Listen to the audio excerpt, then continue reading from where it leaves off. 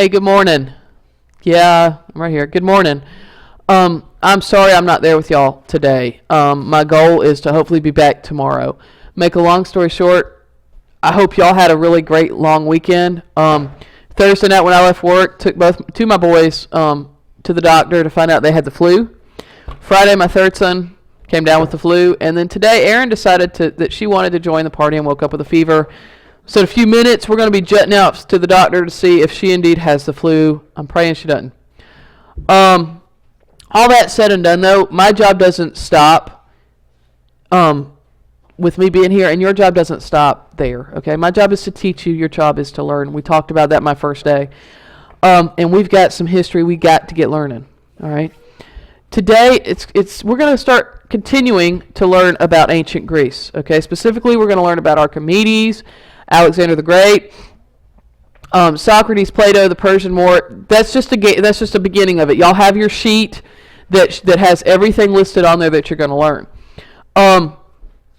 And you're going to look at we're going to look at the men today, and you're going to look at the various men and not only what they did, okay, why are they in a history book, but you're going to look at them and you're going to say, okay, how did they influence not only Greek culture, but the whole culture around the Mediterranean Sea, okay? Remember when we first started talking about Greece, we talked about their physical features and how the physical features stopped Greece from being able to have, this city connected to this city and this city, kind of like Columbia. Even though you're in South Carolina, in Columbia, you have different cities, but they're all kind of connected. Okay, Greece, remember, wasn't like that because it had those physical features. So you had Sparta, and then you had Athens, and they had their own culture. Okay, you're going to see in a minute, one of them is called Syracuse, and that's where Archimedes is from. All right, but that's what you're going to look at. How did these men influence those areas, and how did they help change history? Okay, it's going to be a little different than what you're used to. Okay, you all are typically used to, I give you a topic, and then you write one or two sentences with them. Okay, we're getting past that now. Okay, because like I said, after Christmas break, we are moving up. You're going to be 7th graders next year. All right, so you're going to actually write a paragraph for each of these people. Yes, I know, a paragraph. I said it. Okay, all right. If I was there, I'd still be saying a paragraph. Okay, so just breathe it in, let it out, and let's look at what a paragraph is. Okay, paragraph is 5 to 7 sentences. In this case, it's going to be 5 to 7 sentences about the person or event to include how it's related to Greek culture. Okay, yes, 5 to 7 sentences. We are going to work on the first one together, so you'll know how to get the facts.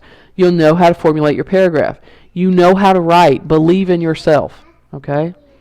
All right, the first thing I need for you to do, all right, I need you to get this article out. Okay? Hopefully they were able to make copies of it. But this article, the first guy we're going to look at is a guy named Archimedes. Okay? And I'm going to give you a few minutes to read this article.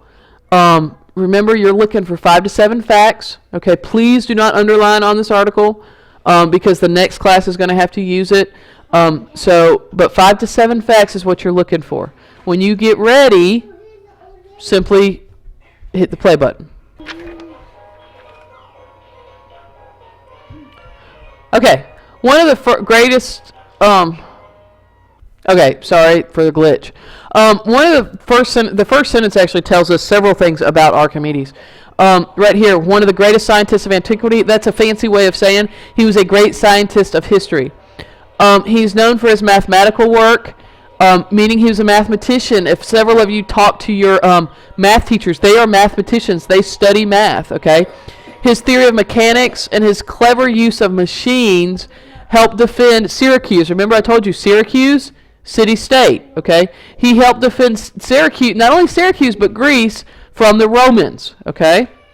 All right, let's look at some more. All right, this gives us some more facts. It says that he proved an object plunged into liquid becomes lighter by an amount equal to the weight of the liquid it displaces.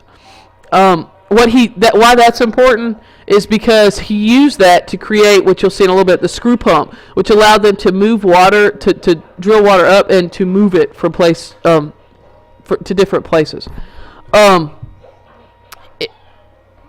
Where was I? Oh yeah, it said, that's a little funny fact. It said that when he discovered that he was in the bathtub and he ran around the cities of Syracuse naked, shouting "Eureka, Eureka!" But he also worked on the principles of levers. He developed a method for expressing large numbers. Scientific notation. I'm not sure if y'all are there in math or not, but that is one of the methods of expressing large numbers that he did help, or his ideas helped to create. He discovered ways to determine the areas and volumes of solids. So what that means is surface area. A person can look at a cube and they can determine what can fit in that cube based on the formulas that he created. You'll get to that in algebra and in geometry. He also calculated the formation of pi. No, pi is not something you eat. I'm sure y'all have looked at circles somewhat. Pi is how you determine the area or the radius of a circle. And he invented a machine, like I told you, called the Archimedes screw that helped raise water. All right, again, looking down at this article, it says Archimedes invented, or people said he invented, he did invent it, a bunch of different kinds of machines, but the most important one that he invented was the screw pump. The screw pump uses a screw to lift water from one place to another. One of the most fascinating things I find out about Archimedes is the fact that he loved to do all this stuff, but he wanted to know why it worked. He wanted to, he didn't just accept why, he didn't just accept this is it. He wanted to know why, and he dove into that full force. Like if you showed him a lawnmower, today's lawnmower, they didn't have them back then, but if you showed him a lawnmower today, he wasn't just going to be satisfied with cutting the grass with it. He was going to tear that thing apart and figure out exactly how it worked.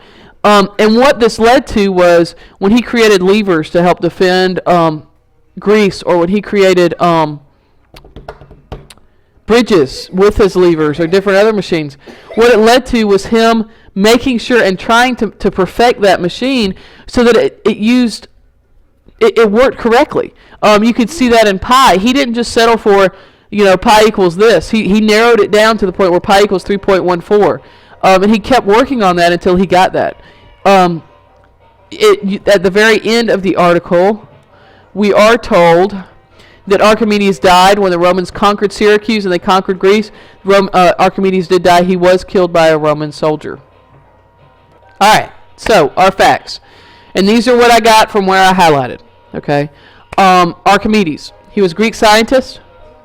He studied numbers. He studied math. He created pi and large number notation as well as surface area. He created a screw pump that lifted water from one place to be placed in another.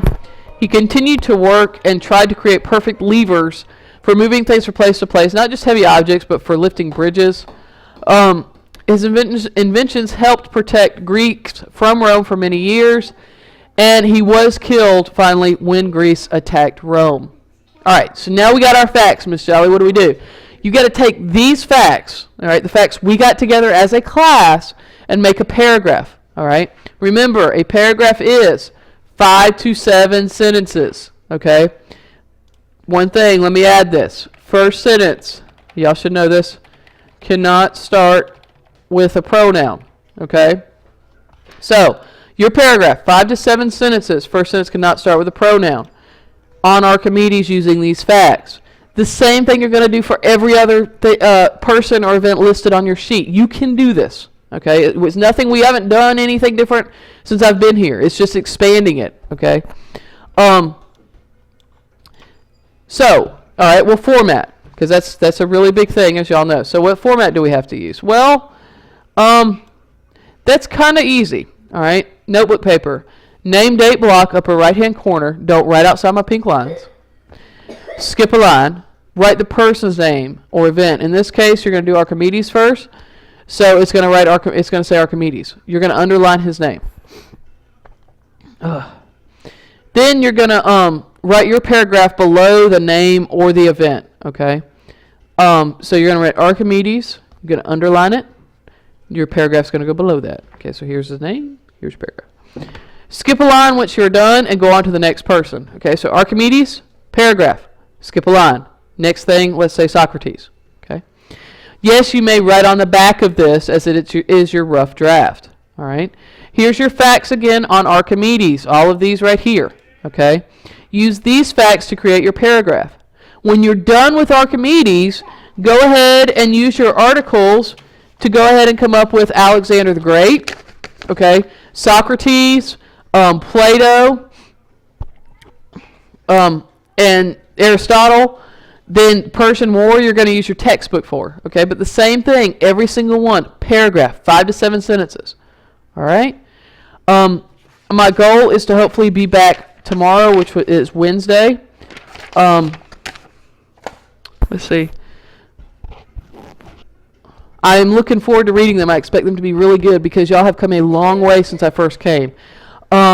Be good, act right, do what y'all know how to do. Okay? Do what y'all know how to do. Thank y'all, and I do hope y'all have a very great day.